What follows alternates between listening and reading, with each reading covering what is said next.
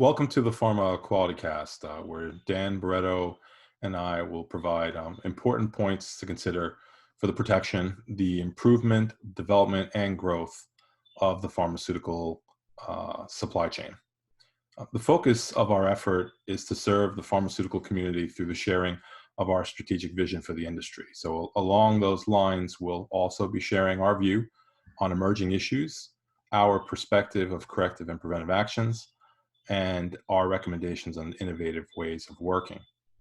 Today, we'll talk about the most important element within the Post-Corona Recovery Action Plan, what we call the PC RAP, and that is people. In subsequent sessions later, we will talk about the other important Ps that should be considered for the crafting and implementation of the Post-Corona Recovery Action Plan, and those are process, performance, product, procedures, and productivity. Dan, maybe you can tell us a bit about the Q&Q.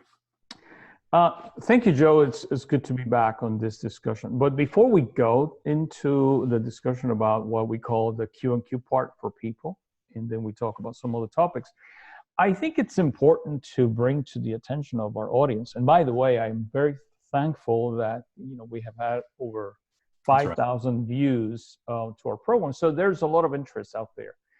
So for our audience, this is very important, and we want them to really know that the FDA published in 2011 a guidance document. And what I want to do is, again, with a little bit of improvisation here, is I want to share with the audience a couple of aspects of this guidance document, which the FDA titled "Planning for the Effects of High Absenteeism to Ensure Availability of Medically Necessary Drug Products." So, Joe, this is extremely applicable to the work that you and I have been doing, and that in the work that we're going to be doing for the next few weeks. And for instance, when you look at the introduction of the guidance, it says that it's intended to encourage manufacturers of medically necessary drug products and any components of those products to develop contingency production plans. And this is very important. And it says that this is for emergencies. So is there any other emergency right now than the coronavirus emergency, which is still languishing out there? And what the FDA says is that it is important to make sure that there are specific elements that they should be included in the plan. When I read this guidance, I see that there's a lot of emphasis on people.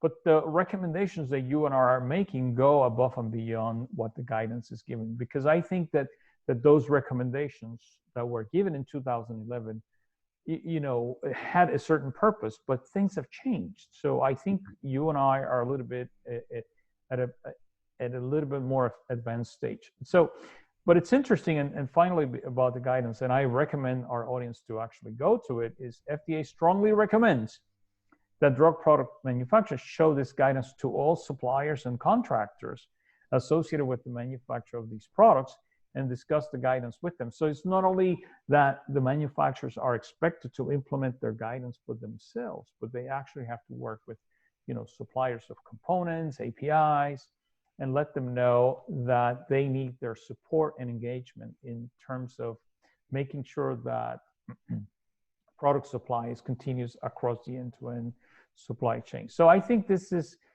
something that I think it's extremely important and very appropriate for the discussion we're going to have this morning. So let's go quickly to the discussion that we're going to have about what I call Q&Q.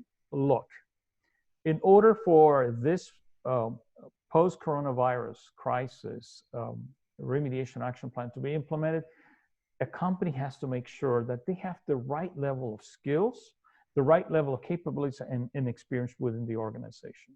And we know that because of this crisis, that may be an issue. So the companies have to ask themselves, do we have the right balance between the number of people that we have and that we need and the capabilities that these people bring to the organization? So this is an assessment that has to be done. If you have not done this assessment, then you're not going to be in a good position to really engage and put forward an execution plan. So you need to make sure that you work around this. Now, what am I recommending? That your actions should focus first and foremost on people quality, because you really have to have the right quality of people, the people who can make the right level of decision, the people who have the right level of experience, the people who understand product. In other words, they know the intricacies of product manufacturing.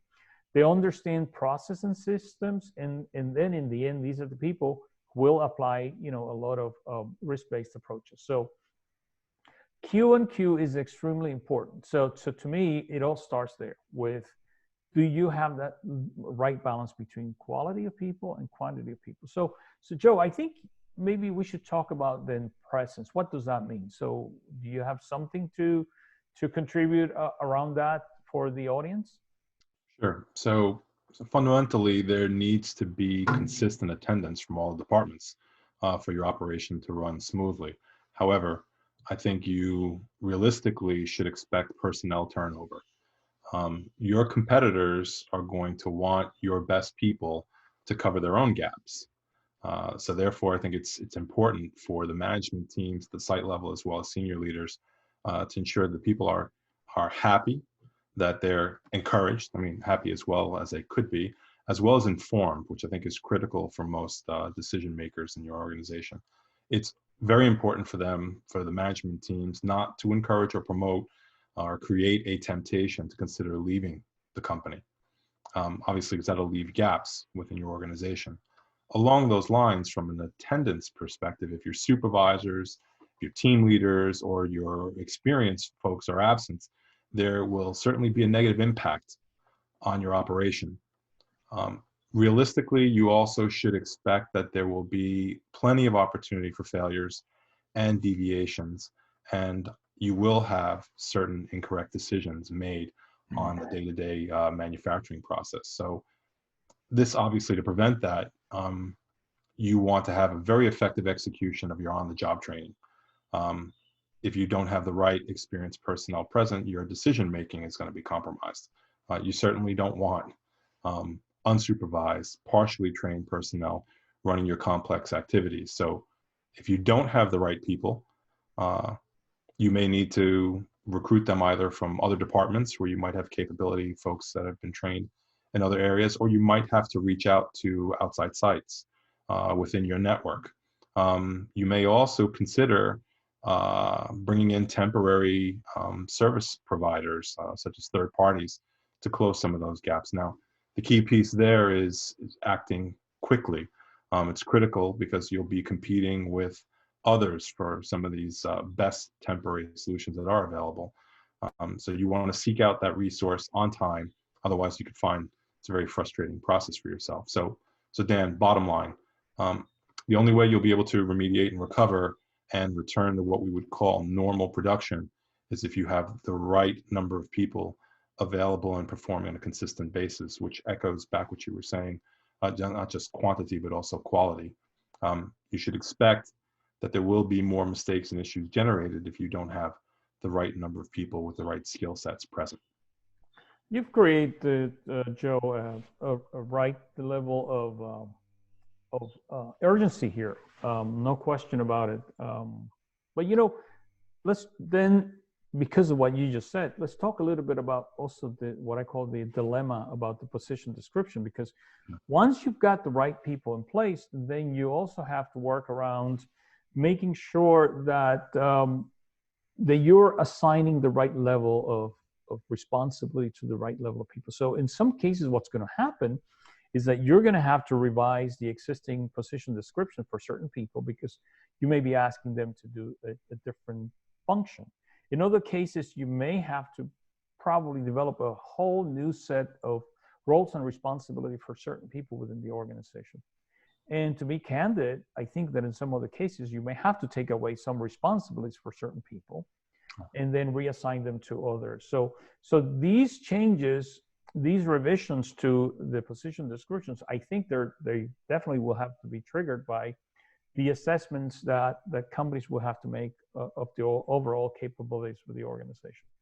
Again, that assessment is extremely important because keep in mind that during this transition process, people will need a strong sense of direction, right, order and structure, correct? And what this is going to do is also when you do the revision to position descriptions, is that you're going to be reinforcing the support and appreciation that you have for certain employees that you want to keep within the organization, that you want them to stay within the organization, because now you're providing a much better definition of their job title. They really know that you're counting on them. So now, if you bring consultants from the outside, I think it's extremely important that you also have a certain level of roles and responsibilities for what they're going to do, who they're going to be responding to, and what sort of deliverables you're expecting of them. So sometimes companies do limit their PDs to the internal employees. I think that externals also require to be told, this is what I expect you to do. So let's talk about workload, Joe. What do you think about that? So the PC wrap, I think, should formalize many of these elements. So specifically on the workload, it should define what the workload the company is committing to, and should ensure that the right quantity and quality of the people are assigned to meeting those expectations of the workload.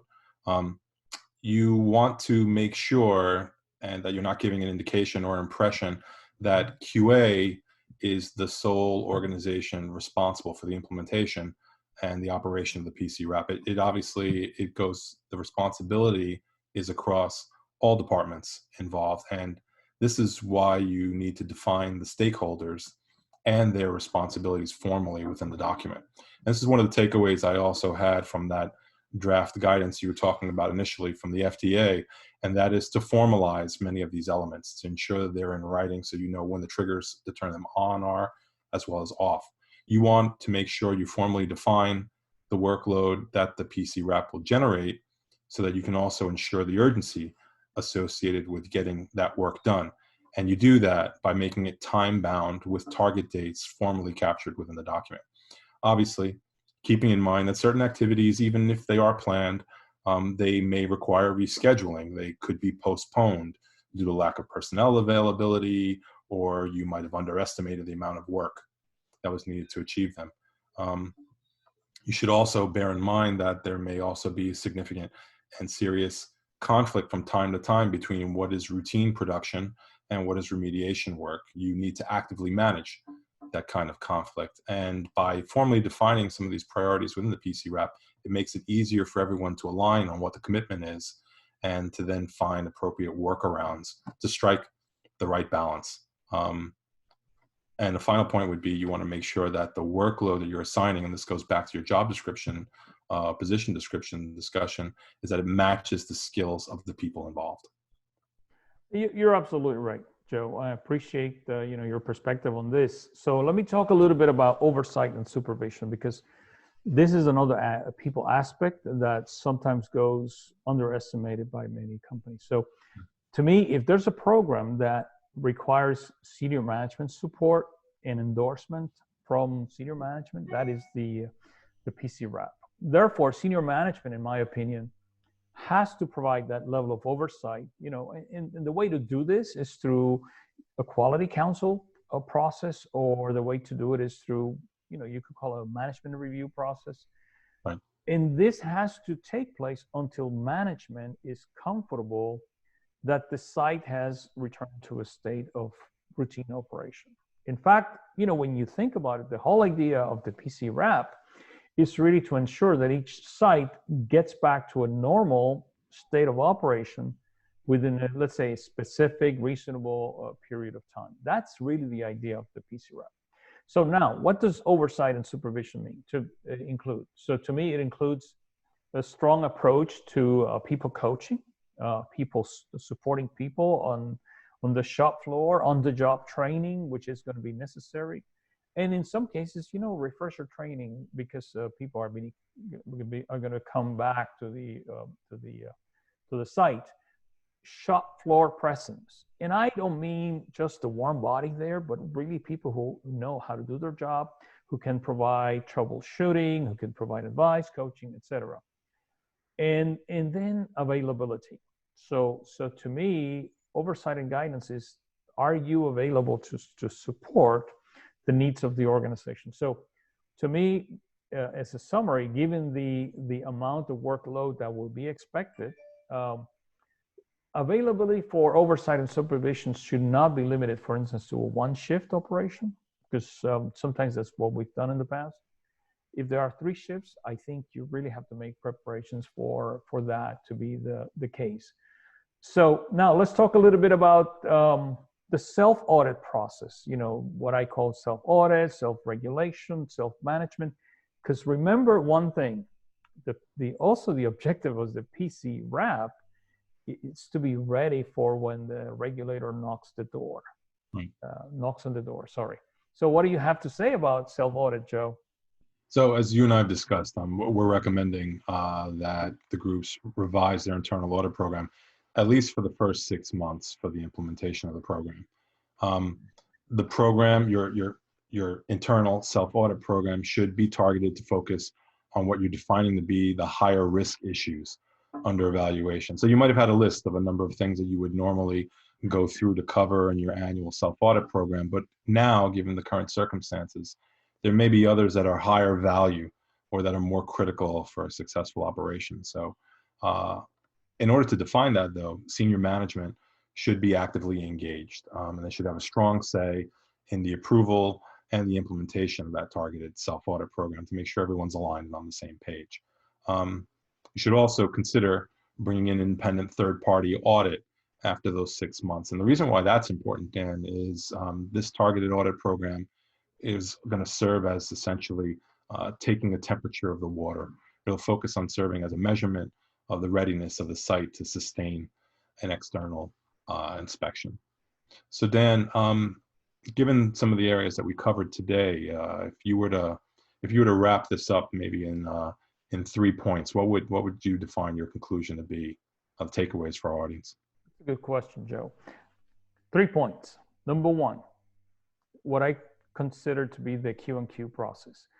Do you have the right number of people, and do you have the right quality of people? If you don't have that, you've got a problem. Number 2, do you have now that you've got the people, do you have the right balance between the workload that you're assigning to your people and again, the number of people? So workload, you have to know it. You really have to understand it, because you have to plan around it and you have to execute around it. So you cannot really afford to have, let's say, backlogs that will extend your plan, beyond, let's say, 3 to 4 months. And I think finally, it's really the concept of oversight and supervision. You cannot leave the program unattended once you have implemented it. So to me, these are the 3 key points that I would take away from this discussion. So that's the way I see it. What's your perspective on these 3 points, Joe? The only thing I would add, Dan, to that, I think they are a good summary of what we've covered here. I think the formalization of those elements under a protocol like the PC wrap is what you then present to the inspector when they come in to follow up on 6 months or a year's time. And this is your documentation of what your thought process was and how you define what your formal risk was. And obviously it demonstrates your organization's capabilities as well. So Joe, I think this has been a good discussion. So what I'm looking forward to doing for our audience is really to then bring the next discussion a few days from now. We're going to touch on another P. We'll pick either process or performance, I don't know. You and I will decide what we think it's best. In fact, I'm inviting the audience to send us notes to tell us which P they think we should be covering, and then we'll target that. So very good. Once again, I appreciate the time that you've taken to do this, and I'm looking forward to our next discussion. Thanks, Dan. All right, you take care.